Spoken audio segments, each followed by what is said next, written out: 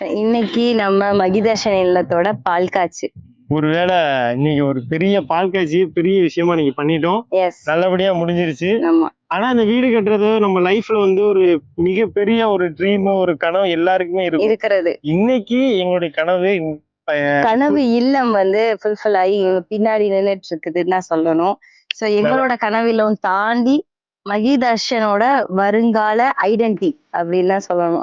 அவனோட வருங்கால ஐடென்டிட்டினா அது இந்த வீடுன்னு சொல்லலாம். அதனாலதான் அந்த பேரே மகிதர்ஷன் இல்லம்னு நம்ம வச்சிருக்கோம். நல்லபடியா வீடு கட்டி பாலும் காய்ச்சிட்டோம்.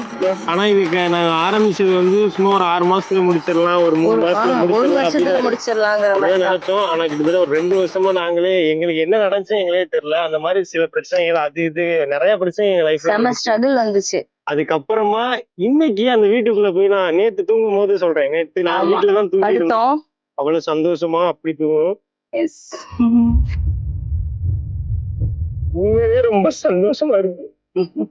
எனக்கு வீடு இல்ல அப்படின்னா நம்ம அந்த வீடு எப்பயாவது நம்ம கிடைச்சிரும் அப்படின்னு நம்ம நினைப்போம். ஆனா சில பேருக்கு அது கிடைக்காம போகும், சில பேருக்கு கிடைக்கும்.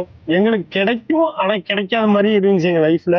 இதுவுமே நம்ம பாட்டு விளையிடுவோம் அப்படின்னு நினைக்கும் போது அந்த வீடு எங்களுக்கு கிடைச்சிச்சு எங்க லைஃப்ல.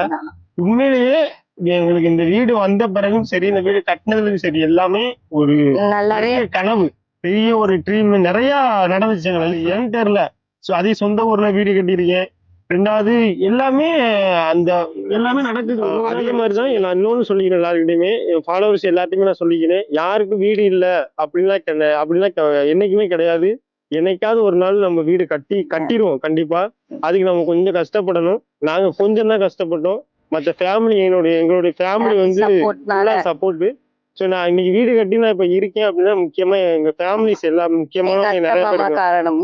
முக்கியமா எங்க அத்தை மாமா காரணம். அவங்க இல்லைன்னா வந்து நான் எங்க அப்பா அம்மா அவங்க இல்லைன்னா அப்படின்னா நான் வீடே கட்டிட்டோம்.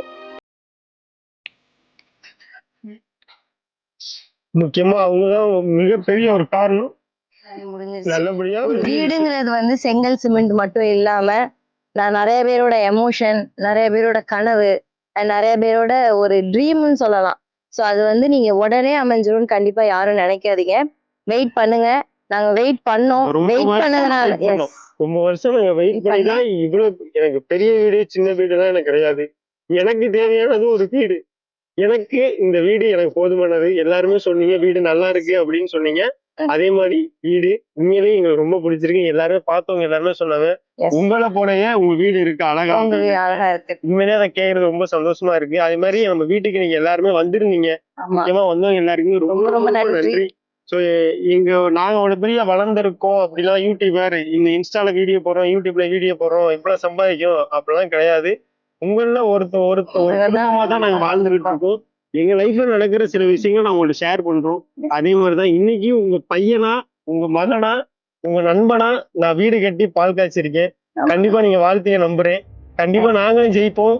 நாங்க இன்னும் லைஃப்ல நிறைய ஜெயிக்கிறோம். அதே மாதிரி நீங்களும் என்னுடைய ஃபாலோவர்ஸும் சரி, இந்த வீடியோ பாக்குற எல்லாருமே சரி, ஒரு நாள் கண்டிப்பா ஜெயிப்பீங்க. எல்லாரும் வீடு கட்டுவீங்க. எல்லாருக்குமே சொந்த வீடு இருக்கும். நான் வாடகை வீட்டுல இருந்தேன். இல்ல 5 வீடு மாறி இன்னைக்கு சொந்த வீட்டுல வந்து நான் உட்கார்றது வந்து எனக்கு அது மிகப்பெரிய ஒரு கனவு. இன்னைக்கு நான் அது என் கனவு நிறைவேறிச்சு. நாங்க ஜெயிச்சுட்டோம். நிறைய இன்னும் அடுத்த ஸ்டெப் எடுத்து வாங்க. இப்பதான் பிள்ளையா போட்டு எல்லாரும் ஹாப்பியா